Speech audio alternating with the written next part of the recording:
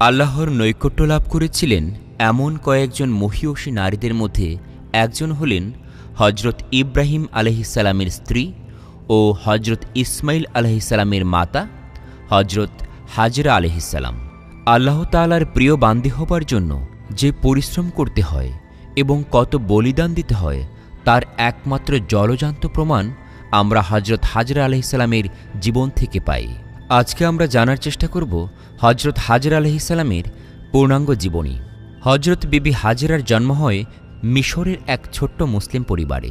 তার বাবা ছিলেন জুলাইন, যিনি হজরত নূহ আলাইহিসসালামের উম্মত ছিলেন।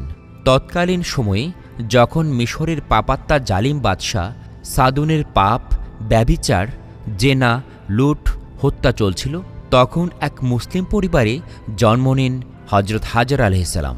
তাঁরা ছিলেন বড় গরিব, না খেয়ে তাঁদের দিন যেত। সেই যুগে জালিম বাদশাহ সাদুনের বিরুদ্ধে কথা বলার মতো মিশরের কোনো মানুষের ক্ষমতা ছিল না, এবং এরকম একটা পরিবেশের মধ্যেই হজরত হাজরা আলাইহিসসালামের বাল্যকাল কেটেছিল এবং তিনি ধীরে ধীরে বড় হতে লাগলেন। বিবি হাজরা যখন বাল্যকাল পার করে কিশোরী হলেন, তখন তার জীবনে এক ঝড় বয়ে গেল। তাঁর পিতা জুলাইন হঠাৎ করে আল্লাহ পাকের ইচ্ছায় পরলোক গমন করলেন এবং বিবি হাজরা ও তাঁর মা দুজনে খুবই দুঃখ পেল। সেই যুগে মিশরের তিনা নগরীতে প্রতি বছর একটি মেলা বসত। বাবার মৃত্যুর পর সেই মেলাতে হাজেরা প্রথমবারের মতো মায়ের সাথে গেল। তার খুব ভালো লাগছিল যে মেলায় এসেছে। মেলায় প্রচণ্ড ভিড়, অসংখ্য মানুষের সমাগম হয়েছে। মেলার একদিকে বাদশাহ সাদুন ও তার সঙ্গীরা দাঁড়িয়েছিল। এই হাজার হাজার মানুষের মধ্যে বাদশাহ সাদুনের দৃষ্টি পড়ে হাজেরার উপর। হাজেরার চেহারা দেখে সাধুন পাগল হয়ে যায়। তারপর খারাপ চিন্তার উদয় হয়। এক দৃষ্টিতে তাকিয়ে থাকে হাজেরার দিকে। হাজেরাও পাপিষ্ঠ সাধুনকে দেখতে পায়। সাধুনকে দেখে তার অন্তরাত্মা কেঁপে ওঠে। ভাবে এখন কিভাবে তার হাত থেকে রক্ষা পাবে, তাই তাড়াতাড়ি মায়ের হাত ধরে জনসমুদ্রের মধ্যে হারিয়ে যায়। ব্যভিচারী সাধুনের লোভের দৃষ্টি আরও জ্বলে ওঠে। সাধুনের সামনে থেকে হাজেরা সরে যাওয়ার পর সে প্রধান উজির ইমরানের উপর ভীষণ ক্ষেপে যায়। বলে, ইমরান, তুমি একটা নিমক হারাম, বিশ্বাসঘাতক। এমন সুন্দরী নারী তো আমি কোনোদিন জীবনেও দেখিনি। সাধুনের চোখে মুখে কামনার আগুন জ্বলে উঠেছে। সে ইমরানকে বলে, তুমি আমার সাথে প্রতারণা করেছ। বাদশাহের এই কথা শুনে প্রধান উজির ইমরান মনে মনে ভাবল, বাদশাহের মাথায় যখন এই মেয়ের কথা উঠেছে তখন তাকে দিতেই হবে। তার মাথায় যখন নারীদের এসব বিষয় ওঠে তখন আর তাকে থামানো যায় না, তাই কিছু একটা বলতে হবে। একটা বুদ্ধি করে বলল, জাহাপনা, এই মেয়ে আপনাকে উপহার দেব বলে আগে ঠিক করে রেখেছি। তাকে এতদিন আপনার আনন্দমহলে উপস্থিত না করার অনেক কারণ আছে। এত সুন্দরী মেয়ে আপনাকে যে একটা আনন্দের দিনে উপহার দেওয়া উচিত বলে আমি মনে করি। আজ আপনার সে আনন্দের দিন। আজ আমি এই আনন্দের দিনে ওই সুন্দরীকে তুলে নিয়ে আপনার মনের আশা পূর্ণ করব। আপনি এই জন্য অনেক চিন্তা করবেন না। এবার সাধুন খুশি হয়। ইমরানের প্রশংসা করে বলে, তোমার তো অনেক বুদ্ধি আছে, এই জন্যই তো তুমি আমার প্রধান উজির হতে পেরেছ। যাও ইমরান, আর দেরি করো না, সুন্দরী যুবতীটিকে আমার নিকট উপস্থিত করো। সাথে সাথে প্রধান উজির ইমরান হাজেরাকে ধরে আনার জন্য বের হয়ে যায়। কোথায় আছে হাজেরা? অল্প সময়ের মধ্যেই সাধুনের কাছে উপস্থিত করতে হবে, নইলে কারও নিস্তার নেই বাদশাহর হাত থেকে। বাদশাহর একমাত্র চিন্তা, কোথায় সুন্দরী যুবতী পাওয়া যায়, কিভাবে তাকে ভোগ করা যায়। আমি ওর জন্য কি কম করেছি? কত না নারীর জীবন নষ্ট করেছি, কত মায়ের কোল খালি করেছি, আর কতই না পাপ করেছি। এইসব কথা বলতে বলতে তারা মেলার সব জায়গা একেবারে তন্ন তন্ন করে খুঁজল, কিন্তু কোথাও হাজেরাকে পাওয়া গেল না। অবাক হয়ে গেল তারা। কোথায় গেল? মেয়েটি হয়তো পালিয়েছে, কিন্তু কোথায় যাবে? আমার লোকের কি অভাব আছে? মেলার প্রত্যেকটি ধুলাবালি পর্যন্ত খুঁজে দেখা হবে, তারপর দেখা যাবে কোথায় লুকিয়ে কিভাবে আমার হাত থেকে পালায়। তাই তারা খুঁজতে শুরু করে দেয়। এমনইভাবে তারা ৭-৮ বার খোঁজ করে খুঁজে পায়নি হাজেরাকে। কিভাবে রাজার এত লোকজনকে ফাঁকি দিয়ে মেয়েটি পালিয়েছে? মনে হয় কোনো মানুষ নয়, জিন পরি, নইলে এখান থেকে এভাবে পালিয়ে যেতে পারে না। সাধুন তার বাড়ি গিয়ে মদ খেয়ে পথ পানে চেয়ে আছে কখন ইমরান পছন্দের মেয়েটিকে নিয়ে উপস্থিত হবে, কখন তার মনের বাসনা পূর্ণ হবে। ইমরান হাজেরাকে না পেয়ে ভাবনায় পড়ে যায়। এখন রাজার কাছে গিয়ে কি উত্তর দেবে? একটু আগেও বলেছে এদিন এই সাধনকে উপহার দেবার জন্য মেয়েটিকে ঠিক করে রেখেছে। যদি আজ মেয়েটিকে তার হাতে তুলে না দেয়া হয় তাহলে এবার আর মৃত্যুদণ্ড ছাড়া উপায় নেই। কিছু সময় পর চিন্তাভাবনার পর কোনো উপায় না পেয়ে ইমরান গিয়ে উপস্থিত হয় সাধনের কাছে। সাধন ইমরানকে দেখে আনন্দে আত্মহারা, কেননা ইমরান তো সুন্দরী মেয়েটিকে নিয়ে আসার কথা। তাই তাড়াতাড়ি এগিয়ে গিয়ে জিজ্ঞেস করে, ইমরান, কই আমার সেই সুন্দরী তন্নি? তাড়াতাড়ি আমার কাছে উপস্থিত করো। এবার ইমরান বলে, বাদশাহ নামদার, ওই মেয়ের কথা বলতে আমার খুব ভয় হয়। সাধন আগ্রহ ভরে প্রশ্ন করে, কি হয়েছে? তাড়াতাড়ি আমাকে খুলে বলো। কোথায় আমার প্রাণ ও মন হরণকারী? তাকে না পেলে এখন আমার মন ঠান্ডা হবে না। ইমরান বলে, হুজুর, আমরা যে সুন্দরী মেয়েটিকে খুঁজে পাইনি। বাদশাহ বলেন, কেন কেন খুঁজে পেলে না? তোমরা এতগুলো লোক, তারপরও একটি সাধারণ মেয়েকে খুঁজে পেলে না? এটা বিশ্বাস করব কিভাবে? হুজুর, আমরা তো তাই ভাবছি, এতগুলো লোকের চোখ ফাঁকি দিয়ে কিভাবে মেয়েটি পালিয়ে গেল? সাধন রেগে ফেটে পড়ে, বলে, তোমরা তাহলে ভালোভাবে খোঁজ করে দেখোনি? ইমরান আবার খুব ভীত হয়ে উত্তর দেয়, হুজুর, আমরা চেষ্টার কোনো ত্রুটি করিনি। আমার মনে হয় মেয়েটি কোনো মানব সন্তান নয়, কোনো জিনপরি হবে, না হয় ওকে খুঁজে পেতাম। সাধন আগুনের ন্যায় জ্বলে ওঠে, চুপ কর বেয়াদব, তাহলে আগে কেন বলেছিলে আমার জন্য ওকে নির্বাচন করে রেখেছ? এবার ইমরান সাধনের কাছে হাত জোড় করে বলে, হুজুর, এবারের মতো আমাকে ক্ষমা করে দিন। চুপ করো বিশ্বাসঘাতক, তুমি অনেক অপরাধ করেছ, এর থেকে মুক্তি পাবে না। আমি তোমাকে কঠিন শাস্তি দেব, যা কোনোদিন ভুলতে পারবে না। ইমরান ভয়ে ভয়ে সাধনের দিকে এগিয়ে যেতে থাকে। কাছে গিয়ে দুটি পা জড়িয়ে ধরে কাঁদতে শুরু করে, হুজুর, আপনি আমাকে ক্ষমা করে দিন, আমি তো কোনো অপরাধ করিনি। তখন সাধন ইমরানকে লাথি দিয়ে অনেক দূরে ফেলে দেয় আর বলে, তোকে কোনো ক্রমেই ক্ষমা করা হবে না। আজ তুই আমার দিনটি মাটি করে দিয়েছিস, আজকে আমার উৎসব পণ্ড করে দিয়েছিস। আমি অন্তর্দাহে জ্বলে পড়ে মরছি। আমার বুকের মধ্যে যেভাবে আগুন জ্বালিয়ে দিয়েছিস, তেমনি আমিও তোকে পুড়ে ছাই করে ফেলব। তোকে কিছুতেই ক্ষমা করব না। তাই কর্কশ গলায় ডাক দেয়, এই কে আছিস? জল্লাদ ডাক, এখনই নিয়ে আয়। জল্লাদকে ডাকতে হয়নি, সাধনের গলা শুনেই জল্লাদ দৌড়ে আসে। হুজুর, গোলাম উপস্থিত। সাধন বলে, এই বিশ্বাসঘাতক ইমরানের মস্তক কেটে ফেলো। আদেশ রক্ষার জন্য জল্লাদ প্রস্তুত। ইমরান দু হাত দিয়ে সাধনের পা জড়িয়ে ধরে বলে, হুজুর, আপনি আমার মা বাপ, আপনি আমাকে রক্ষা করেন, আমাকে ক্ষমা করেন। আপনাকে আমি কথা দিচ্ছি, যে করেই হোক দুদিনের মধ্যে ওই সুন্দরীকে খুঁজে বের করে আপনার কাছে উপস্থিত করব। এতে যদি ব্যর্থ হই, আমাকে যে শাস্তি দিবেন তা মাথা পেতে নেব। এবার সাধন একটু শান্ত হয়। ঠিক যেন মনে থাকে, দুদিন নয়, আমি তোকে 1 সপ্তাহ সময় দিলাম। যত লোকের দরকার তা নিয়ে যাবে, দেখবে প্রতিটি জায়গা তন্ন তন্ন করে খুঁজবে, পাহাড়, পর্বত, বন, জঙ্গল ভালোভাবে দেখবে, যেন লুকিয়ে থাকতে না পারে। যদি 1 সপ্তাহের মধ্যে উপস্থিত করতে না পারো, তাহলে তোমার স্বাস্থ্যের কথা জেনে রেখো, নিশ্চিত তোমার মৃত্যুদণ্ড তা কেহ ঠেকাতে পারবে না।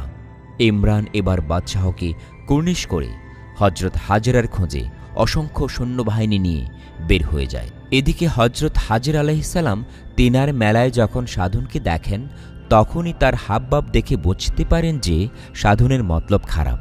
এখানে আর বেশি সময় দাঁড়িয়ে থাকলে যে কোনো অঘটন ঘটে যেতে পারে।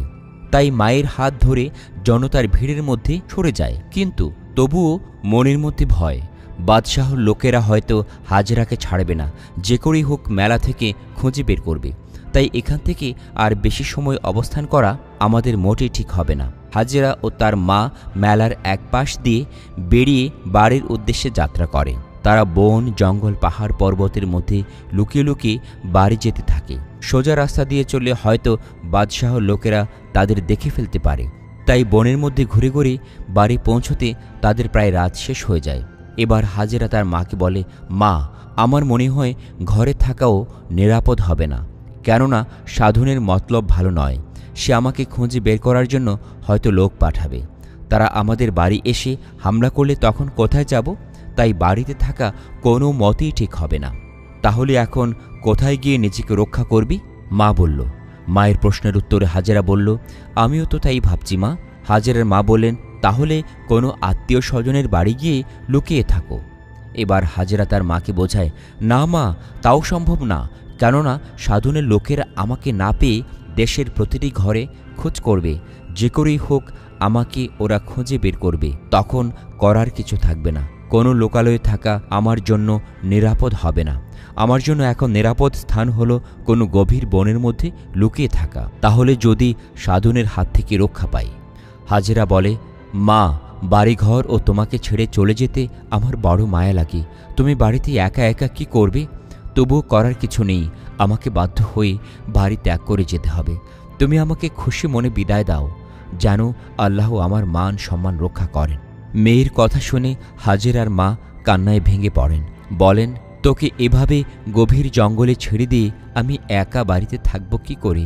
বনে কত প্রকার হিংস্র প্রাণী আছে, কিভাবে আমি তোকে তাদের মুখে ছেড়ে দেব? হাজেরা তখন মাকে সান্ত্বনা দেয়, আল্লাহর নামে ছেড়ে দাও, আল্লাহ সহায় থাকলে কিছু হবে না, আল্লাহ আমাকে রক্ষা করবেন, সাধন কিছুই করতে পারবে না। হাজেরার মা বললেন, তবু আমি তোকে একা ছেড়ে দিব না, আমাকে তুই জঙ্গলে নিয়ে চল, বাঁচলে দুজনেই বাঁচব, আর মরলেও দুজনেই একসাথে মরব। হাজেরা তখন বৃদ্ধা মাতাকে বাধা দিয়ে বলল, এটা কিভাবে সম্ভব হবে মা? তুমি বৃদ্ধা, তোমার অনেক বয়স হয়েছে, শরীরে তেমন কোনো শক্তি নেই, পথ চলতে চলতে তোমার কষ্ট হয়, আমাকে অনেক সময় দৌড়াতে হবে, তুমি তা পারবে না, তার চেয়ে তুমি এখানে অবস্থান করো, তুমি আমার সাথে গেলে আরও অসুবিধা হবে।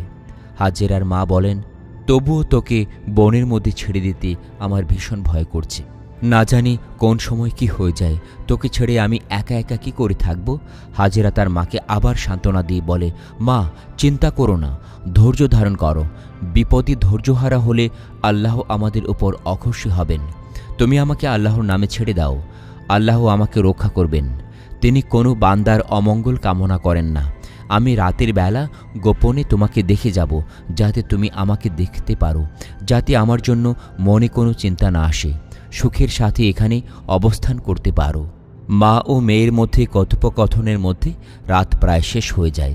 হাজেরা বলল, মা, আর অপেক্ষা করার সময় নেই, আর দেরি করলে হবে না, সকাল হওয়ার পূর্বেই আমাকে নিরাপদে পৌঁছতে হবে।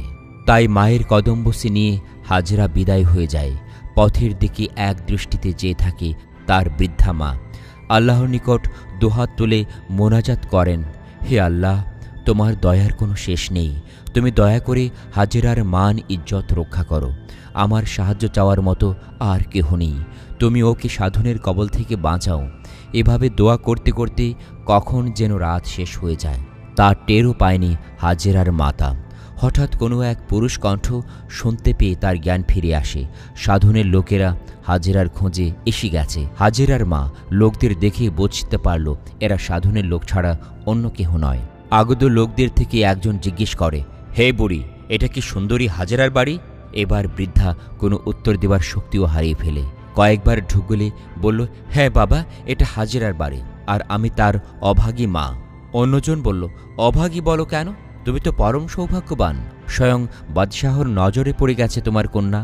এবার তোমাদের সুখ আর দেখে কে? রাজার দরবারে রানী হয়ে থাকবে তোমার কন্যা, তুমিও থাকবে আরাম আয়েশের মধ্যে। আমরা রাজার হুকুমে হাজেরাকে নিতে এসেছি, তাড়াতাড়ি তোমার মেয়ে কোথায় তাকে আমাদের কাছে দিয়ে যাও। এহেন কথা শোনা মাত্রই বৃদ্ধা মা বিপাকে পড়ে যায়। সত্যি তো, হাজেরা যা বলেছিল তাই হয়েছে। গত রাতে যদি পালিয়ে না যেত তাহলে কি অবস্থা হতো? ভালো তো বাড়িতে নেই। এসব ভাবতে ভাবতে কিছু সময় কেটে যায়। একজন বলে, কি হলো বুড়ি, তাড়াতাড়ি বলো, তোমার কন্যা কোথায়? আমরা দেরি করতে পারবো না, তাকে আমরা ধরে নিয়ে যেতে এসেছি, বাদশাহ আমাদেরকে পাঠিয়েছে। এবার হাজেরার মাতা ভয়ে ভয়ে উত্তর করে, সে তো এখানে নেই বাবা, কোথায় আছে তাও আমি জানি না। একজন বলল, তুমি মিথ্যা কথা বলছো, তোমার মেয়ে কোথায় আছে তুমি জানো না? এটা তোমার চালাকি, তাড়াতাড়ি বলো, নইলে এমন শাস্তি দেব যে তখন ঠিকই বলে দেবে। বৃদ্ধা বললেন, বাবা, আমি কিছু জানি না, গত রাতে হাজেরা বাড়ি থেকে বেরিয়ে গেছে, এখন কোথায় আছে কোথায় থাকবে তা আমার কাছে কিছুই বলেনি। অন্য একজন বলল, নিশ্চয় তুমি তোমার মেয়েকে লুকিয়ে রেখে আমাদের সাথে প্রতারণা করছো। প্রতারণা করো না, তাহলে তোমার পরিণতি ভালো হবে না। আরেকজন বলে, সহজে বলবে না, কয়েকটা চাবুক মেরে দাও, বুড়ির চামড়ায় বেশ মজা লাগবে, আর অমনি বাবা বাবা বলে হাজেরার সন্ধান দিয়ে দিবে। যেমন কথা তেমন কাজ। একজন সৈন্য এগিয়ে এসে কয়েকটি চাবুক মারে হাজেরার মায়ের পিঠে, আর হাজেরার মা আর্তচিৎকার করতে থাকে। তার চিৎকার দেখে সাধনের সৈন্যরা হাসতে থাকে, বলে, কেমন মজা পেলে? এখন বলো তোমার মেয়ে কোথায়? বৃদ্ধা অতি কষ্টে বলে, বাবা, হাজেরা গভীর রাতে কোথায় গেছে আমি তা জানি না, আমাকে তোমরা মেরো না। কিন্তু তারা বিশ্বাস করে না তার কথা। আবার দুর্বল শরীরে আঘাত করে পাপীরা, রক্ত গড়িয়ে পড়তে থাকে তার সারা শরীর থেকে, হুঁশ হারিয়ে ফেলে সে। তখন একজন বলল, বুড়িকে আর পিটিয়ে লাভ নেই, ও মারা গেলে আমাদের সুন্দরী হাজেরার সন্ধান পাব না, তাই বাঁচিয়ে রেখে শাস্তি দিলে তখন বলে দিবে। চলো বুড়িকে নিয়ে বাদশাহর কাছে উপস্থিত করি। তারা বৃদ্ধাকে নিয়ে রাজধানীতে চলে যায়। এদিকে হাজেরা বাড়ি থেকে গিয়ে গভীর জঙ্গলে আশ্রয় নেয়। সারা দিন বনের মধ্যে ঘুরতে ঘুরতে ক্লান্ত হয়ে পড়ে। মনে অনেক ভয় জাগে, না জানি কখন বাদশাহের লোকেরা এখানে এসেও হামলা করে। তাই একটু শব্দ শুনলেও লাফিয়ে ওঠে হাজেরা। হিংস্র পশুদের ভয়ে অন্তর কেঁপে ওঠে। এমনইভাবে সন্ধ্যা এসে যায়। তখন গভীরভাবে মায়ের কথা মনে পড়তে থাকে হাজেরার। মা এখন কী করছে না জানি। সাধনের লোকেরা বাড়িতে এসে মাকে অত্যাচার করছে। মায়ের জন্য সে অস্থির হয়ে যায়। তাই মাকে দেখার জন্য মনে প্রবল ইচ্ছা জাগে। যখন রাত গভীর হয় তখন হাজেরা গ্রামের দিকে রওনা করে। বাড়ি গিয়ে উপস্থিত হয়। এ কী অবস্থা? মা নেই, কোথায় গেলেন গভীর রাতে? ঘরে কেহ নাই, অথচ দরজা খোলা। কয়েকবার আস্তে আস্তে ডাক দেয়, কিন্তু সাড়া নেই। এবার আবার ভয় হয়, হয়তো সাধনের লোকেরা আমাকে ধরে নেয়ার জন্য লুকিয়ে আছে। তাই তাড়াতাড়ি সেখান থেকে সরে পড়ে। এবার কোথায় যাবে, কার কাছ থেকে খবর নেবে হাজেরা? সবাই গভীর নিদ্রায় অচেতন। তাই পাশের গ্রামের এক আত্মীয়ের বাড়ি উপস্থিত হয়। তারাও ঘুমিয়ে পড়েছে। হাজেরার ডাকে জেগে ওঠে সমবয়সী একটি মেয়ে। সে হাজেরাকে দেখে অবাক হয়ে যায়। তুমি এখানে কেন এসেছো? তোমাকে ধরার জন্য সারা দেশে তন্ন তন্ন করে খুঁজছে সাধনের লোকেরা। শেষ পর্যন্ত উপায় না দেখে তারা তোমাকে ধরার জন্য পুরস্কার ঘোষণা করেছে। যে কোনো সময় সাধনের লোকেরা এখানে উপস্থিত হতে পারে। তাই তোমার জন্য এখানে অবস্থান করা ঠিক হবে না। তাড়াতাড়ি পালিয়ে যাও। শুধু বাদশাহর লোকেরাই নয়, পুরস্কার পাবার লোভে আমাদের ও তোমাদের গ্রামের অনেক লোক তোমাকে খুঁজে বেড়াচ্ছে। হাজেরা তখন বলল, ঠিক আছে, আমি এখনই চলে যাচ্ছি, কিন্তু আমার মায়ের খবর কি? সে দীর্ঘ নিঃশ্বাস ফেলে বলল, সে কথা জেনে তোমার লাভ নেই। বাদশাহর লোকজন তোমার বাড়িতে এসে তোমাকে না পেয়ে তোমার মাকে চাবুক দিয়ে মারপিট করে, তারপর রশি দিয়ে বেঁধে বাদশাহের কাছে নিয়ে গেছে। এই ঘটনা শুনে হাজেরা কান্নায় ভেঙে পড়ে। মেয়েটি তাকে সান্ত্বনা দিয়ে বলে, যা হবার হয়ে গেছে, আল্লাহর কাছে দোয়া করো আর তুমি তাড়াতাড়ি সরে যাও। তাই হাজেরা আল্লাহর নামে আবার বনে চলে যায়। বাদশাহর অন্ধ কারাগারে হাজেরার মাকে বন্দি করে রাখা হয়। অমানসিক অত্যাচার করা হয়। তবু সে বলতে পারে না হাজেরা কোথায় আছে। সাধন ভাবল, হাজেরার মাকে আর শাস্তি দিয়ে কোনো লাভ নেই। হয়তো সে জানেই না হাজেরা কোথায় পালিয়ে গেছে। সাধন আদেশ করে, হাজেরার মাকে মুক্ত করে দাও। বাদশাহের আদেশ পেয়ে ইমরান উপস্থিত হয়ে দেখল বৃদ্ধা মারা গেছে। বাদশাহর কাছে দৌড়ে এসে জানালো, জাহাপনা, হাজেরার বৃদ্ধা মা আর বেঁচে নেই, সে মারা গেছে। সাধন কোনো অনুশোচনা না করে বলল, যাক, ভালো হয়েছে, এবার হাজেরাকে খুঁজে বের করো। যেখানেই থাক না কেন 3 দিনের মধ্যে খুঁজে বের করতে হবে, অন্যথায় তোমার উপায় নেই। প্রতিশ্রুতি অনুযায়ী তোমার গর্দান নেওয়া হবে। যত লোক দরকার সৈন্যদের থেকে নিয়ে যাও। প্রধান উজির ইমরান বলল, দেশের প্রতিটি ঘর খোঁজ করা হয়েছে, কোথাও খুঁজে পাওয়া যায়নি। নিশ্চয়ই হাজেরা লোকালয়ে কোথাও নেই। মনে হয় কোনো বন জঙ্গলের মধ্যে লুকিয়ে রয়েছে। তাই এবার বনের মধ্যে খুঁজতে শুরু করব। যে করেই হোক 3 দিনের মধ্যে হাজেরাকে খুঁজে বের করে সাধনের নিকট থেকে 1,00,000 মুদ্রা পুরস্কার গ্রহণ করব। প্রধান উজির ইমরানের নেতৃত্বে হাজার হাজার সৈন্যবাহিনী দেশের প্রতিটি বন জঙ্গল ঘিরে ফেলে। হাজেরা 5 দিন বনের মধ্যে একা একা ঘুরে ঘুরে ক্লান্ত হয়ে পড়ে। ক্ষুধায় প্রাণ বের হয়ে যাবার উপক্রম হয়। হাঁটা চলার শক্তি হারিয়ে ফেলে। তাই গাছের পাতা চিবিয়ে খেয়ে কিছুটা ক্ষুধা নিবারণ করে। দিনের বেলা সারাদিন বনের মধ্যে ঘুরে ঘুরে সময় কাটিয়ে দেয়। রাত হলে যখন হিংস্র প্রাণীদের উৎপাত বেড়ে যায় তখন গাছে উঠে রাত কাটায়। একাধারে এভাবে 5 দিন কেটে যায়। পরের দিন হজরত হাজেরা ক্লান্ত দেহে বনের এক জায়গায় গাছের নিচে শুয়ে পড়ে। হঠাৎ অনেক লোকের কণ্ঠস্বর শুনে জেগে ওঠে হাজেরা। বাদশাহের অনুচররা তার সামনে। তাদের মধ্যে রয়েছে সাধনের প্রধান উজির পাপিষ্ট ইমরান। তিনার মেলায় সে একবার ইমরানকে দেখেছিল, তাই হাজেরার এবার ইমরানকে চিনতে আর সময় লাগেনি। ইমরানকে দেখে হাজেরার অন্তরাত্মা কেঁপে ওঠে। ইমরান হাজেরাকে দেখে হাসতে থাকে, বলে, এবার তুমি আর পালাতে পারবে না। এবার আমাদের ফাঁকি দেবার উপায় নেই। এখনই বাদশাহের কাছে নিয়ে উপস্থিত করব তোমাকে, বিনিময়ে পাব লক্ষ স্বর্ণমুদ্রা পুরস্কার। এবার হাজেরা কি করবে কিছুই ভেবে পাচ্ছে না। কিভাবে নিজেকে রক্ষা করবে, তাই আল্লাহর নিকট প্রার্থনা করতে থাকে, হে প্রভু, তোমার শক্তির কোনো শেষ নেই, তুমি অসীম। তুমি তোমার এ দাসীর ইজ্জত ও সম্মান ইচ্ছে করলে তুমি রক্ষা করতে পারো। এই পাপীদের হাত থেকে আমাকে রক্ষা করার আর কেহ নেই। হে আল্লাহ, তুমি পাপীদের দিয়ে আমাকে কলঙ্কিত করো না। হাজেরা ছিলেন আল্লাহর নেক বান্দা, তাই তার দোয়া সরাসরি আল্লাহর নিকট পৌঁছে যায়।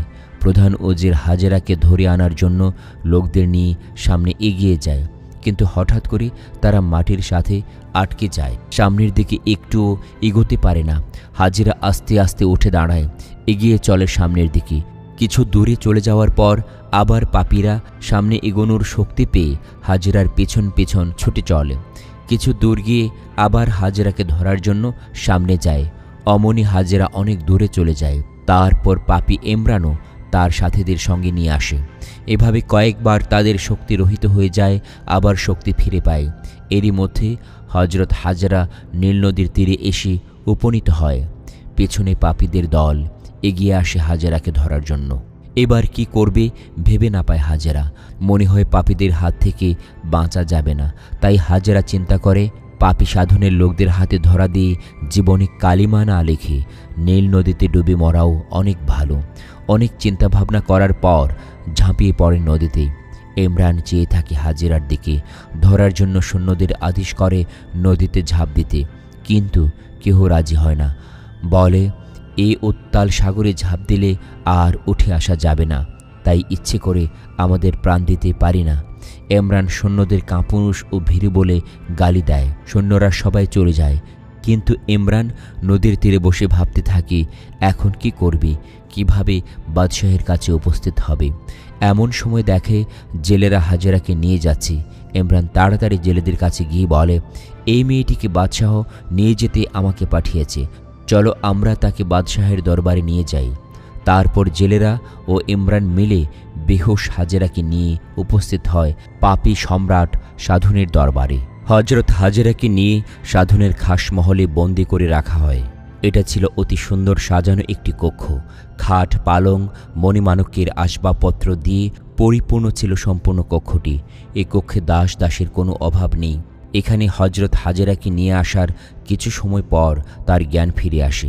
জ্ঞান ফিরে আসার পর এখানের সুন্দর জায়গা দেখে অবাক হয়ে যায়। কোথায় এসেছে সে? কে নিয়ে এসেছে নীল নদী থেকে? এমন সময় একজন বৃদ্ধা দাসী এসে উপস্থিত হয়। দাসীর কাছে হজরত হাজেরা জানতে চায়, এটা কোন জায়গা? এটা কি সাধনের বাড়ি? দাসী উত্তর দেয়, হ্যাঁ মা, এটা বাদশাহ সাধনের খাসমহল।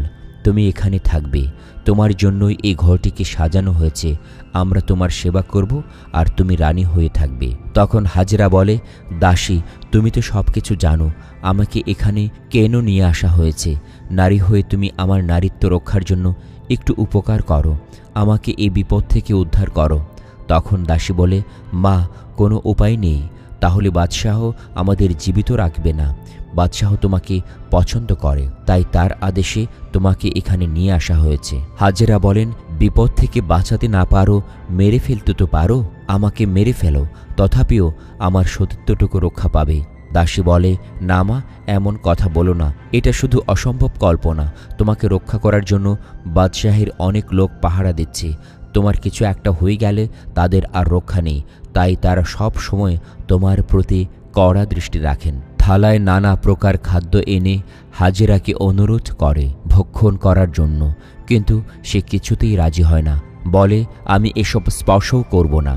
দাসী বারবার অনুরোধ করে, মা, তুমি না খেলে তো আরও দুর্বল হয়ে পড়ে অসুস্থ হবে। তোমার কোনো ক্ষতি হলে বাদশাহ আমাদের দু টুকরো করে ফেলবে। হাজেরা খাবার না খেয়ে দাসীকে জিজ্ঞেস করল, তোমরা কি বলতে পারো 1 সপ্তাহ আগে বাদশাহের লোকেরা আমার মাকে ধরে এনে বন্দি করে রেখেছিল, তার অবস্থা কি? দাসী হাজেরাকে শান্ত রাখার জন্য বলে, তোমার মা ভালো আছে, আগে খাবার খাও, তারপর বাদশাহের অনুমতি নিয়ে তোমার মাকে এখানে নিয়ে আসব। কিন্তু হাজেরা দাসের কথায় বুঝতে পারে যে তার মা বেঁচে নেই। তারপর হাজেরা আল্লাহর নিকট প্রার্থনা করতে থাকে, হে আল্লাহ, আমি তোমার কাছে এমন কি অন্যায় করেছি যার কারণে তুমি আমাকে এরূপ শাস্তি দিচ্ছ? আমি সাধনের হাত থেকে রক্ষা পাবার জন্য কত কিছু তো করলাম, বাড়ি থেকে পালালাম, মাকে হারালাম, না খেয়ে বনের মধ্যে 7 দিন কাটিয়েছি, অবশেষে নীল নদীতে ঝাঁপিয়ে পড়েছি। তবু কেন আজ আমাকে সাধনের হাতে বন্দী হতে হয়? এটা কি তোমার ইচ্ছা? তোমার ইচ্ছা হলে আমাকে নিয়ে যাও, আমার দেহকে চূর্ণ বিচূর্ণ করে দাও, তবুও আমার ইজ্জতকে পাপীর হাত থেকে বাঁচাও। হাজেরার দোয়া আল্লাহর নিকট পৌঁছে যায়। সাথে সাথে গায়েবী আওয়াজ আসে, হে হাজেরা, ধৈর্য ধারণ করো, এর মধ্যেও তোমার কল্যাণ আছে, এটা তোমার জন্য পরীক্ষা। আল্লাহ তার প্রত্যেক প্রিয় বান্দাকে বিভিন্নভাবে পরীক্ষা করে থাকেন। এমন সময় সাধন এসে উপস্থিত হয়। হাজেরা একবার পাপীকে দেখেই মুখ ফিরিয়ে নেয়। সাধন বলে, কি হলো প্রিয়তমা, তুমি আমাকে দেখে মুখ ফিরালে কেন? এখানে তো আর কেহ নেই, শুধু তুমি আর আমি, তাতে আবার লজ্জা কিসের? হাজেরা কিছু বললেন না। সাধন আবার বলে, আমাকে হাসি মুখে বরণ করো, এসো দুজনে প্রেম আলিঙ্গনে মিশে যাই। কোনো উত্তর আসে না হাজেরার পক্ষ থেকে। তখন সাধন একটু রেগে যায়, বলে, দেখো হাজেরা, তোমার মতো অনেক নারীর দেহ ভোগ করেছি, কারো সাধ্য ছিল না আমার কথার অবাধ্য হবার। তুমিও আমার অবাধ্য হতে পারবে না, তাহলে তোমার রক্ষা নেই।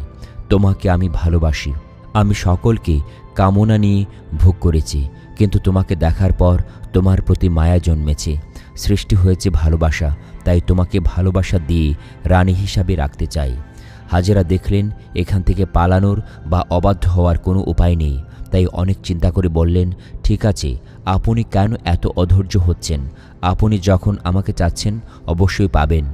আমি আপনার রানী হয়ে থাকব, এটা তো আমার জন্য সৌভাগ্যের ব্যাপার, তবে আমাকে একটু সময় দিতে হবে।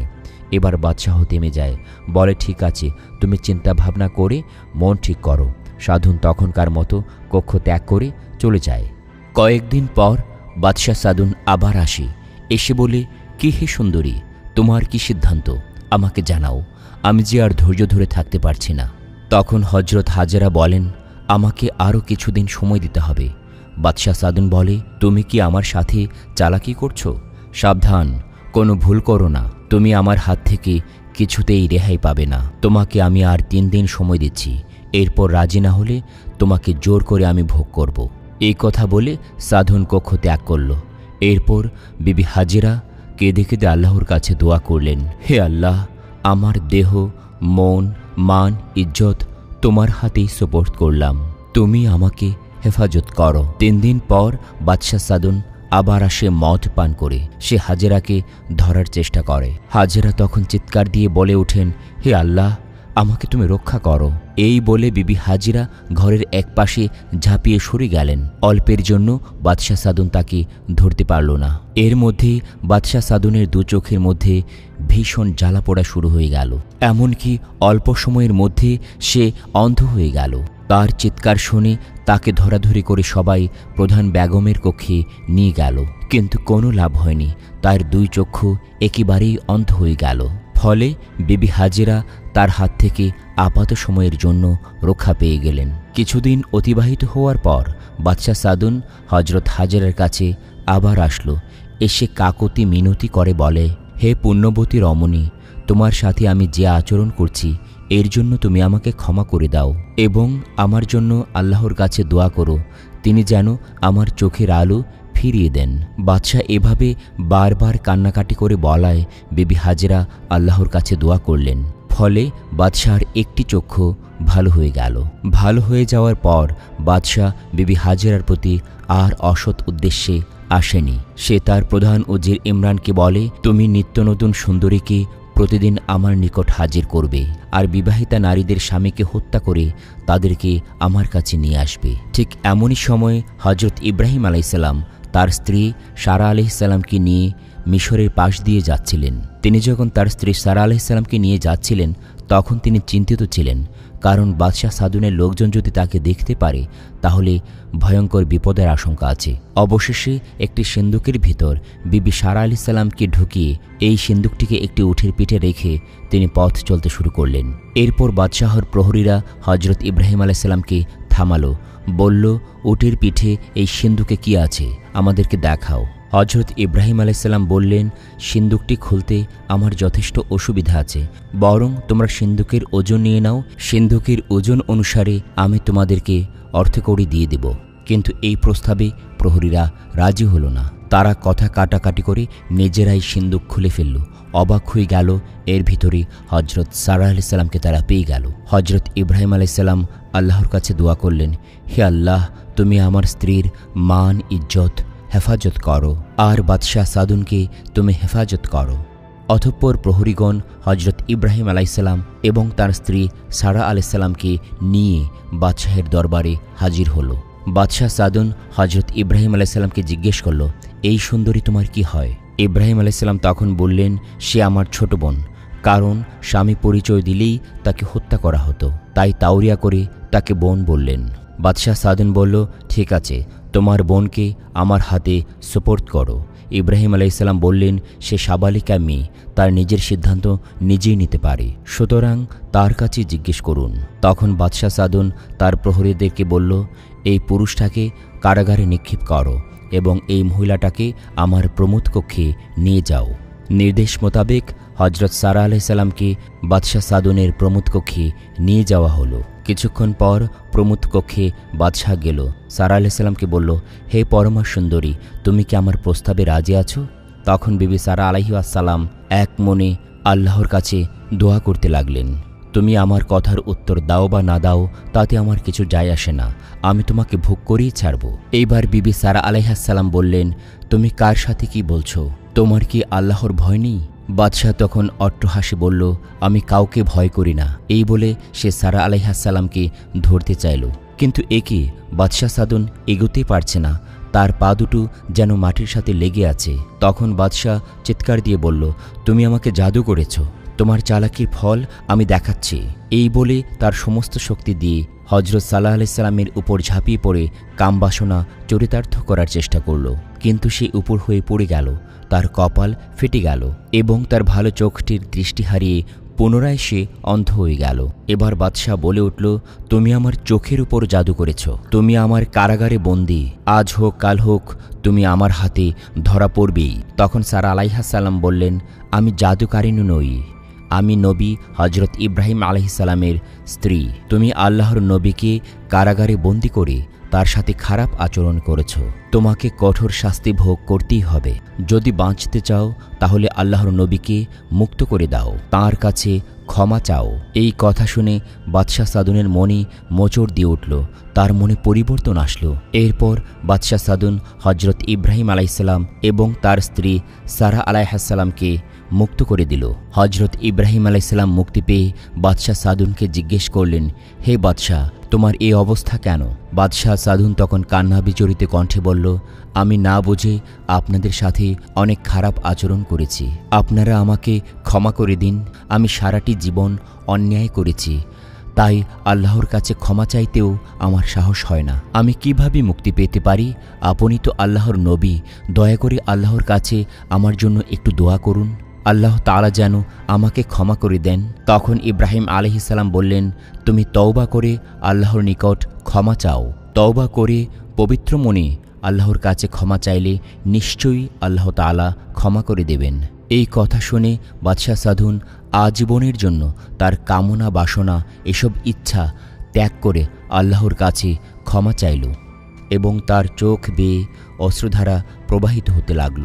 ফলে আল্লাহ তাআলা তাকে ক্ষমা করলেন এবং তার দৃষ্টিশক্তি চলনশক্তি পুনরায় ফিরে আসলো। তখন সে বলল, হে আল্লাহর নবী, আপনি আমাকে আপনার ধর্মে প্রবেশ করান। বাদশাহ সাদুন এরপর ইব্রাহিম আলাইসাল্লামের কাছে সত্য ধর্ম গ্রহণ করল। এরপর বাদশাহ সাদুন হজরত ইব্রাহিম আলাইসাল্লামকে তার বাদশাহী এবং সব ধন সম্পদ দিয়ে দিতে চাইল। ইব্রাহিম আলাইসাল্লাম বললেন, আমি তোমার বাদশাহী নিতে আসিনি, আমি আল্লাহর দেয়া দায়িত্ব পালন করতে এসেছি। তুমি তোমার বাদশাহী করতে থাকো এবং ন্যায় বিচার করতে থাকো। এরপর বাদশাহ সাদুন তাকে প্রস্তাব দিল, আপনি আপনার স্ত্রীসহ আমার এই রাজপুরীতে বসবাস করুন। এরপর বাদশাহ ইব্রাহিম আলাইসাল্লাম বললেন, আল্লাহ তাআলা আমাকে এক জায়গায় বসে আরাম আয়েশে দিন কাটাতে পাঠাননি, মানুষকে সঠিক পথ দেখানোর জন্যই আমাকে পাঠিয়েছেন, তাই এখানে থাকা আমার পক্ষে সম্ভব নয়। এরপর বাদশাহ সাদুন বলল, হুজুর, আমার একটি কথা আছে।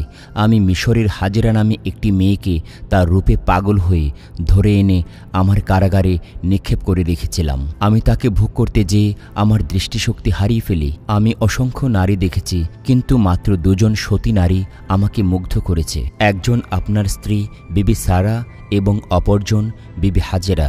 বর্তমানে তিনি আমার কারাগারে বন্দী আছেন। তাকে বন্দী রেখে তার মূল্যবান জীবন নষ্ট করার কোনো মানে হয় না। এখন আমি কি করব? কার হাতে তার মতো পবিত্র নারীকে সুপোর্ট করব? এখন আমি আপনার মতো মহামানবকে পেয়ে এই সমস্যা থেকে মুক্তি পেতে চাই। আপনি এর দায়িত্ব গ্রহণ করুন। হজরত ইব্রাহিম আলাইসাল্লাম একটি অপরিচিত নারীর দায়িত্ব গ্রহণ করতে তেমনটা আগ্রহী ছিলেন না, তাই তিনি কোনো জবাব দিচ্ছিলেন না। এরপর বিবি সারা আলাইহিসসালাম বললেন, হাজেরার দায়িত্ব আমি নিজেই নিলাম, তুমি তাকে মুক্ত করে দাও। এরপর হজরত ইব্রাহিম আলাইহিসসালাম বিবি সারা এবং বিবি হাজেরাকে নিয়ে জেরুজালেমের উদ্দেশ্যে রওয়ানা হলেন। সাদুন বাদশাহ হাজেরা বিবিকে হজরত ইব্রাহিম আলাইহিসসালাম ও সারা আলাইহিসসালামের কাছে সোপর্দ করলে ইব্রাহিম আলাইহিসসালাম হাজেরা বিবিকে তাদের সাথে নিয়ে আসেন। তাদের সংসারে সেবিকা হিসাবে বসবাস করছিলেন বিবি হাজেরা। হজরত সারা আলাইহিসসালাম বিবি হাজেরাকে একদিন বললেন, বোন, তোমাকে আমি কতটুকু ভালোবাসি তুমি সেটা নিশ্চয়ই জানো। কোনোদিন এর প্রতিদান তোমার কাছে চাইনি, আজকে তোমার কাছে এর প্রতিদান চাইব। এর মাধ্যমেই প্রমাণিত হয়ে যাবে তুমি আমাকে কতটুকু ভালোবাসো। বড় আশা নিয়ে তোমাকে আজ এ কথাগুলো বলছি। আমি বৃদ্ধা হয়ে যাচ্ছি, কিন্তু আমার কোনো পুত্র সন্তান হয়নি, তাই আমার মন হাহাকার করছে। তুমি ইচ্ছে করলে আমার মনে এই অশান্তির আগুন দূর করে দিতে পারো। এ কথা বলে হজরত সারা আলাইহিসসালাম অনেক কান্না করতে লাগলেন। তখন বিবি হাজেরা বললেন, বলুন আপা, আমি আপনার জন্য কি করতে পারি?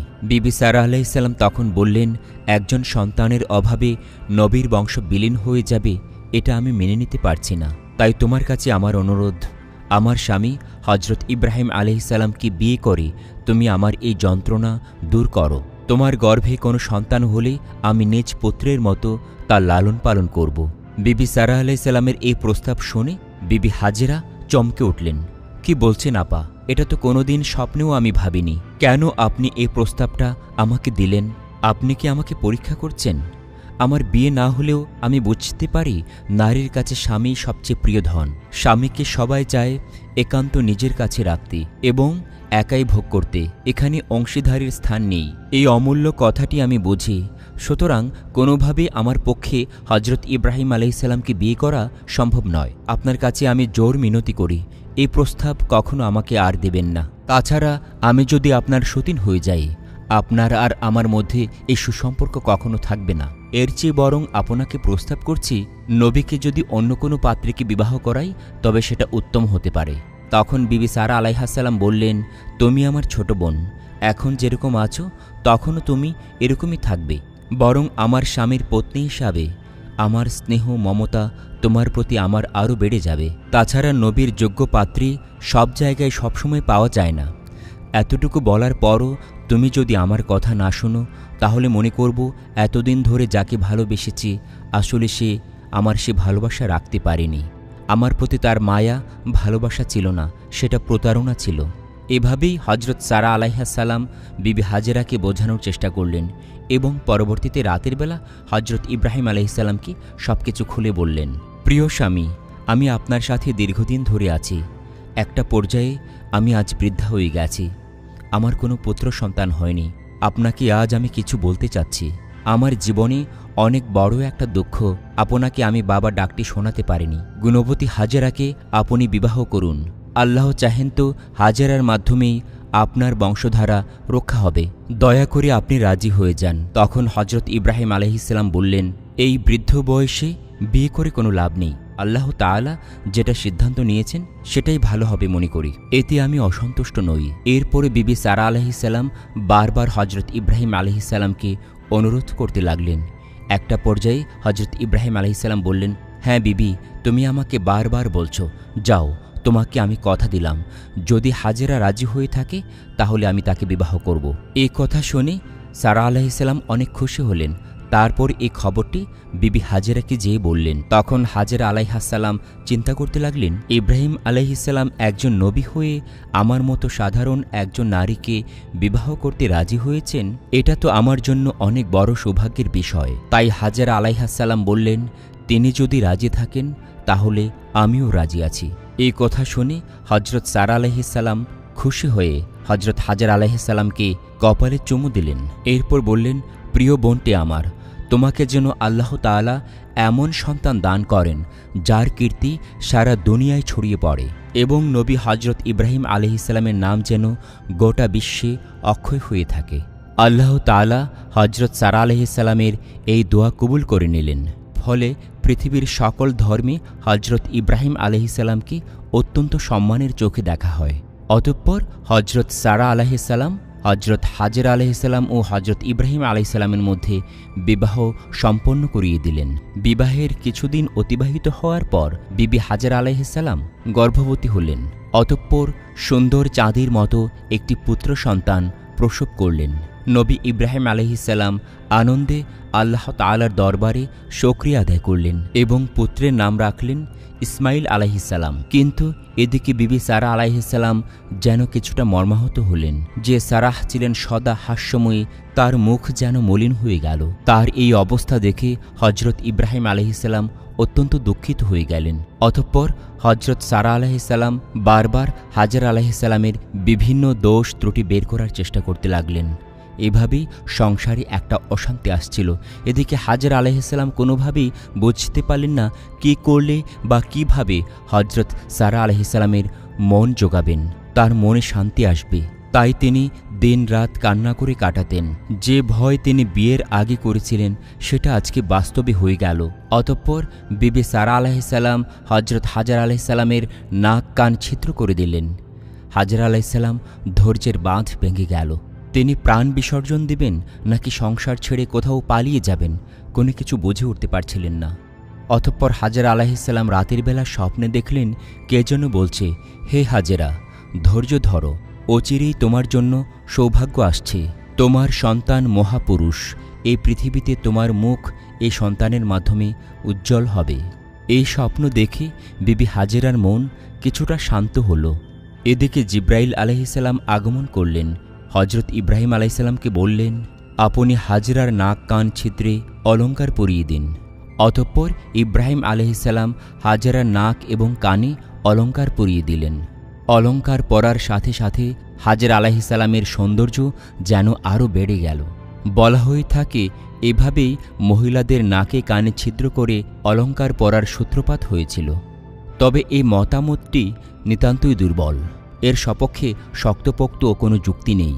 এরপর ইব্রাহিম আলাইহিসসালাম বিবি সারা আলাইহিসসালামকে বললেন, হ্যাঁ বিবি সারা, তুমি তো বলেছিলে বিবি হাজেরার কোনো পুত্র সন্তান হলে নিজ সন্তানের মতো লালন পালন করবে, আর আমাকে বলেছিলে যে আমার বংশবৃদ্ধির জন্য তুমি তোমার জীবন বিসর্জন দিতে পারো।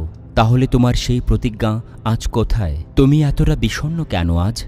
তুমি বলো আমাকে, তোমার জন্য আমি কি করতে পারি? তখন বিবি সারা আলাইহিসসালাম বললেন, যদি আমার প্রতি আপনার ভালোবাসা থাকে তাহলে বিবি হাজেরাকে এবং তার পুত্র ইসমাইলকে গাছপালা পানিহীন মরুভূমিতে নির্বাসন করুন। বিবি সারা আলাইহিসসালাম যে এরকম দাবি করে বসবেন হজরত ইব্রাহিম আলাইহিসসালাম কল্পনাও করতে পারেননি। তাই তিনি থমকে গেলেন। কিছুক্ষণ পর ইব্রাহিম আলাইহিসসালাম বললেন, হে সারা, আমার এবং হাজেরার অমত থাকা সত্ত্বেও যুক্তিতর্ক দিয়ে আমাদেরকে কেন বিবাহ বন্ধনে আবদ্ধ করেছিলে? তখন বিবি সারা আলাইহিসসালাম বললেন, ওসব বাদ দেন, আমি যা বলছি আমার সে কথাই এখন শুনুন। ফলে ইব্রাহিম আলাইহিসসালাম চিন্তিত হয়ে পড়লেন। এমন সময় জিব্রাইল আলাইহিসসালাম উপনীত হলেন। বললেন, হে আল্লাহর নবী, আপনি চিন্তা করবেন না, বিবি সারা আলাইহিসসালাম যা বলছেন আপনি তাই করুন। এরপর পরদিন সকালবেলা হজরত ইব্রাহিম আলাইহিসসালাম কিছু খোরমা এবং কিছু পানি উটের পিঠে প্রস্তুত করলেন। তখন হাজেরা আলাইহিসসালামকে বললেন, হাজেরা, পুত্র ইসমাইলকে নিয়ে উটের পৃষ্ঠে আরোহণ করো। স্বামীর এমন কথা শুনে বিবি হাজেরা 6 মাসের শিশুপুত্র ইসমাইলকে নিয়ে উটের পৃষ্ঠে আরোহণ করলেন। অতঃপর উট চলতে লাগল। হাজেরা উটের পৃষ্ঠে চলতে চলতে কান্না করতে লাগলেন। তার মনে একটাই চিন্তা, সংসার ছেড়ে কোন অজানা উদ্দেশ্যে স্বামী তাকে পুত্রসহ নিয়ে যাচ্ছেন। কয়েকদিন পথ চলার পর তারা নির্জন একটি মরুপ্রান্তরে পৌঁছলেন। সেখানে কোনো গাছপালা, লতাপাতা কিংবা পানি নেই, শুধু সূর্যের তাপ আর বালুকা ভূমি। একটু দূরে আছে সাফা মারওয়া পাহাড়। ইব্রাহিম আলাইহিসসালাম বিবি হাজেরা এবং তার দুধের শিশু ইসমাইল আলাইহিসসালামকে উটের পৃষ্ঠ হতে নামালেন। এরপর বললেন, হাজেরা, তোমরা এখানেই থাকো, আমাকে ফিরে যেতে হবে। এই বলেই তিনি স্ত্রী পুত্রকে রেখে রওনা হয়ে গেলেন। এরপর বিবি হাজেরা অত্যন্ত ব্যাকুল হয়ে বললেন, আমাদেরকে এই নির্জন মরু ময়দানে একাকী রেখে কোথায় চলে যাচ্ছেন? এই শিশুকে নিয়ে আমি কি করব? তার আহার পানি আমি কিভাবে জোগাড় করব? তখন ইব্রাহিম আলাইহিসসালাম কান্না বিজড়িত কণ্ঠে বললেন, হাজেরা, তুমি ধৈর্য ধারণ করো, আমি আল্লাহ তাআলার আশ্রয়ে তোমাকে রেখে যাচ্ছি। এই কথা শুনে হাজেরা বললেন, তবে কি এটা আল্লাহর হুকুম? ইব্রাহিম আলাইহিসসালাম বললেন, হ্যাঁ, এটা আল্লাহর হুকুম। তখন বিবি হাজেরা চোখের পানি ফেলে দিয়ে বললেন, প্রিয় স্বামী, যে খোরমা এবং পানি রেখে গেলেন, আমার পুত্রকে নিয়ে 2 দিনের বেশি আমি আর পার করতে পারবো না এবং আমিও বাঁচব না। এই বলে বিবি হাজেরা পুত্রকে হজরত ইব্রাহিম আলাইহিসসালামের কাছে দিলেন। হজরত ইব্রাহিম আলাইহিসসালাম পুত্রকে বুকে জড়িয়ে ধরে আদর করতে লাগলেন এবং চোখের পানি ছেড়ে দিলেন। কিন্তু কি করবেন নবী, এটাই যে আল্লাহ তাআলার হুকুম। অতঃপর পুত্র ইসমাইল আলাইহিসসালামকে স্ত্রী হাজেরার কোলে দিয়ে দিলেন। এরপর হাজেরা বললেন, প্রিয় স্বামী, বাড়িতে যেয়ে আমার বোন সারা আলাইহিসসালামকে আমার সালাম দিবেন আর আমার জন্য দোয়া করতে বলবেন। আমার ব্যাপারে তিনি দোষী নন। দুনিয়াতে যা কিছু ঘটে একমাত্র আল্লাহ তাআলার হুকুমেই ঘটে, সুতরাং তার ব্যাপারে আমার কোনো অভিযোগ নেই। অতঃপর ইব্রাহিম আলাইহিসসালাম হাজেরার নিকট থেকে অশ্রুসিক্ত নয়নে বিদায় নিলেন। চলতে চলতে আবওয়া নামক স্থানে ইব্রাহিম আলাইহিসসালাম উটের পৃষ্ঠ থেকে নেমে গেলেন এবং আল্লাহ তাআলার দরবারে কেঁদে কেঁদে দোয়া করলেন, হে আল্লাহ, তুমি মহান, তুমি দয়ালু। আমার কলিজার টুকরা পুত্র ইসমাইল আলাইহিসসালাম এবং প্রিয় বিবি হাজেরাকে তোমারই হেফাজতে রেখে গেলাম। এদিকে বিবি হাজেরা মরু ময়দানে আল্লাহ তাআলার উপরে ভরসা করে পড়ে রইলেন। অতঃপর রাত যখন গভীর হল, হজরত হাজেরা আলাইহিসসালাম পুত্রকে নিয়ে বসেছিলেন। ভয়ঙ্কর বিরাট এক বাঘ তার কাছে এসে চারদিকে ঘুরে ঘুরে শব্দ করতে লাগল। তখন বিবি হাজেরা পুত্র ইসমাইলকে জড়িয়ে ধরে কেঁদে কেঁদে বললেন, ওরে বাঘ, তুমি আমাকে খেয়ে নাও, দয়া করে আমার পুত্র ইসমাইলকে খেও না। আল্লাহর কি কুদরত, বাঘটি চুপচাপ চলে গেল। বিবি হাজেরা খুরমা ও পানি খেয়ে কয়েকদিন ইতিমধ্যে কাটিয়ে ফেলেছেন। একটা পর্যায়ে খুরমা এবং পানি উভয়ই শেষ হয়ে গেল, ফলে তার বুকের দুধ শুকিয়ে গেল। মা এবং শিশুর পিপাসা চরমে পৌঁছে গেল। স্তনের বোটা চষে দুধ না পেয়ে ইসমাইল আলাইহিসসালাম চিৎকার করে কাঁদতে লাগলেন। বিবি হাজেরা পুত্রকে কোলে নিয়ে তার নিজের জিহ্বা পুত্রের জিহ্বার সাথে লেহন করতে লাগলেন। পিপাসার তাড়না এবং মরুভূমির উত্তাপে দুধের শিশু ইসমাইল আলাইহিসসালাম ছটফট করতে লাগল। ক্ষুধায় কাতর ইসমাইল আলাইহিসসালাম যেন কান্নার শক্তি হারিয়ে ফেলছেন। তার কণ্ঠস্বর ক্ষীণ হয়ে আসছিল। শিশু ইসমাইল আলাইহিসসালাম জিহ্বা আর লেহন করছিলেন না। এদিকে বিবি হাজেরা গাভরে গেলেন। তিনি ভাবতে লাগলেন, আমি কিসের জননী হলাম, কেন আসলাম এ দুনিয়াতে? বেদনায় তার হৃদয়ে হু হু করে কেঁদে উঠল। অতঃপর একটি নির্দিষ্ট জায়গায় পুত্র ইসমাইলকে রেখে পানির সন্ধানে বের হয়ে গেলেন বিবি হাজেরা। কিছুদিন যাওয়ার পরই তার মনে হতে লাগল, এ কি করছেন তিনি? তার হৃদয়ের ধন চিরদিনের জন্য বিদায় হতে যাচ্ছে, আর তিনি তাকে ফেলে রেখে যাচ্ছেন। এ কি নিষ্ঠুর ব্যবহার? এটা কি মায়ের কাজ? এ কি আমার সন্তানের প্রতি ভালোবাসা? এসব ভেবে তিনি আবার ছুটে আসলেন পুত্র ইসমাইলের কাছে। পুত্রের কিছুটা কাছে যে আবার ভাবলেন, এভাবে তো চলবে না, পানির সন্ধান তো করতে হবে। তিনি আবার রওনা হলেন সাফা পাহাড়ের দিকে। সাফা পাহাড়ের উপরে উঠে তিনি এদিকে তাকান, ওদিকে তাকান, কোনো দিকেই পানির সন্ধান পাচ্ছেন না। একই সাথে বাচ্চার দিকেও তাকাচ্ছিলেন, পানির সন্ধান আর মিলছে না। অতঃপর সেই সাফা পাহাড় থেকে দৌড়াতে এসে মারোয়া পাহাড়ের দিকে আসলেন। মারোয়া পাহাড়ে উঠেও চারিদিকে তিনি পানির তালাশ করতে লাগলেন, কিন্তু কোথাও এক ফোঁটা পানির সন্ধান তিনি পেলেন না। অতঃপর তার শিশু ইসমাইলের কাছে যেয়ে দেখলেন ক্ষুধা আর পিপাসায় তার সন্তান ইসমাইল আলাইহিসসালাম বিবর্ণ হয়ে গেছে। সে এখন আর কাঁদতেও পারছে না। হাজেরা শিশুটিকে কোলে তুলে নিয়ে নিজের বুকের সাথে রাখলেন। টের পাচ্ছেন শিশুটির শুধু বুক ধড়ফড় করছে। হাজেরার শরীর থর থর করে কাঁপতে লাগল। তার দুচোখ অন্ধকার হয়ে এলো। তিনি চিৎকার করে উঠলেন, হায় হায়, তাহলে কি আমার বুকের মানিক শেষ হয়ে গেল? না, আমি এ দৃশ্য সইতে পারব না। হাজেরা আবার তাকে শুয়ে দিয়ে অতি কষ্টে পাহাড়ের দিকে দৌড় দিলেন। এক পাহাড় থেকে আরেক পাহাড়ে 7 বার দৌড়ে মারোয়া পাহাড়ে উঠে চারিদিকে তাকান, কোথাও হতে কোনো সাহায্য আসে কিনা। হঠাৎ শুনতে পেলেন মেঘের ডাকের মতো গুরুম গুরুম আওয়াজ। তখন হাজেরা দুহাত তুলে আল্লাহর দরবারে মোনাজাত করলেন, হে আল্লাহ, আমাকে যদি কোনো সাহায্য করতে হয় এখনই করুন।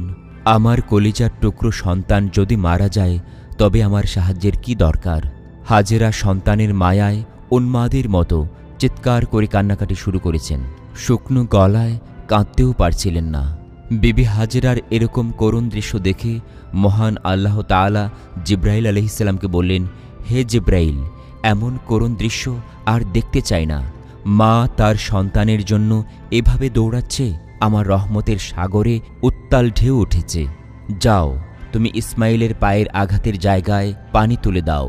এদিকে বিবি হাজেরা কান্নাকাটি করতে করতে বললেন, হে ফেরেশতারা, তোমরা যদি আমাকে সাহায্য করতে চাও এখনই করো। আমার সোনা মানিকের এত কষ্ট আমি মেনে নিতে পারছি না। তোমরা এখনই এগিয়ে আসো, আমাকে সাহায্য করো। অতঃপর জিব্রাইল আলাইহিসসালাম শিশুপুত্র ইসমাইল আলাইহিসসালামের কাছে আসলেন। তার পায়ের আঘাতের জায়গায় নিজে আঘাত করলেন এবং সেই জায়গা থেকে পানি গড়িয়ে গড়িয়ে বের হতে লাগল। সেখানে পানির ফোয়ারা উতলে উঠল। হযরত হাজেরা এসে দেখলেন অনেক পানি বের হচ্ছে। তিনি পানির জায়গায় এসে পাথর দিয়ে বন্ধ করতে চাইলেন এবং বললেন, জাম জাম, অর্থ হচ্ছে থাম থাম। সেখান থেকেই এই কুয়োর নাম হয়েছে জামজাম। অতঃপর বিবি হাজেরা পুত্র ইসমাইল আলাইহিসসালামকে পানি পান করালেন এবং নিজেও পানি পান করলেন।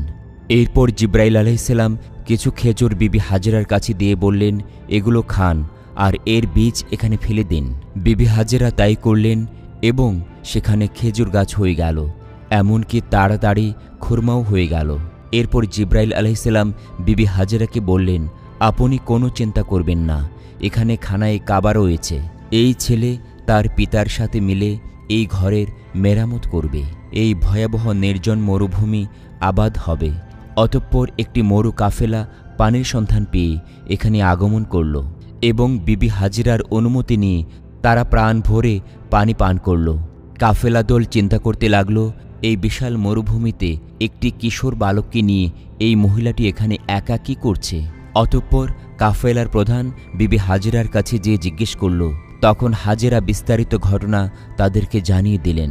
এসব শুনে তারা নবীর স্ত্রীর প্রতি শ্রদ্ধা জ্ঞাপন করল এবং স্থানটিকে তারা পবিত্র স্থান হিসাবে মেনে নিল। অতঃপর কাফেলার প্রধান হযরত হাজেরার কাছে অনুমতি চাইল, মাননীয়া, আপনি যদি অনুমতি দেন আমরা এখানে স্থায়ীভাবে বসবাস করতে চাই। আমরা আপনাকে মনিব হিসাবে খাজনা দেব। বিবি হাজেরা খুশি হয়ে তাদেরকে অনুমতি দিলেন। ফলে বণিকগণ সেখানে ঘরবাড়ি তৈরি করে নিলেন। অতঃপর সিরিয়া থেকে ব্যবসায়ীরা এই পথে যাতায়াত করত এবং হাজেরাকে পানির মালিক হিসাবে পয়সা দিত। আস্তে আস্তে লোকেরা সংবাদ পেয়ে হাজেরাকে খাজনা দিয়ে অনেক লোকজন এই এলাকায় বসতি স্থাপন করল। এইভাবে আল্লাহ তাআলা বিবি হাজেরাকে ওই এলাকার জমিদার বানিয়ে দিলেন। ফলে সেখানে খাদ্য পানি কোনো কিছুরই অভাব নেই। কিন্তু একটি ভাবনা তাকে বিষণ্ণ করে তোলে। মায়ের নিকট ইসমাইল আলাইহিসসালাম প্রায় প্রতিদিনই প্রশ্ন করেন, আম্মাজান, আমার আব্বাজান কোথায়? তিনি এখানে আমাদের সাথে থাকেন না কেন? বিবি হাজেরা উত্তরে কিছুই বলতে পারতেন না। দোচোখ থেকে শুধু অশ্রু প্রবাহিত করতেন আর আল্লাহর কাছে মিনতি জানাতেন। অতঃপর অনেক দিন পর হজরত ইব্রাহিম আলাইহিসসালাম নির্বাসিত হাজেরার কাছে আগমন করলেন। দীর্ঘদিন পর স্বামীকে পেয়ে হাজেরা যেন আকাশের চাঁদ হাতে পেলেন। অতঃপর ইসমাইল আলাইহিসসালামকে বললেন, এতদিন তুমি অনেক প্রশ্ন করেছ যাকে নিয়ে, এই দেখো তিনিই হচ্ছেন তোমার পিতা, তুমি তাকে সালাম করো। ইসমাইল আলাইহিসসালাম তার পিতাকে সালাম করলেন। ইব্রাহিম আলাইহিসসালাম তার পুত্রকে কোলে তুলে নিলেন। অতঃপর বিবি হাজেরা আলাইহিসসালাম স্বামীর কাছে বিস্তারিত ঘটনা খুলে বললেন। ইব্রাহিম আলাইহিসসালাম প্রতিটি ঘটনা শুনে আল্লাহ তাআলার কাছে শুকরিয়া আদায় করলেন। সুবহানাল্লাহ।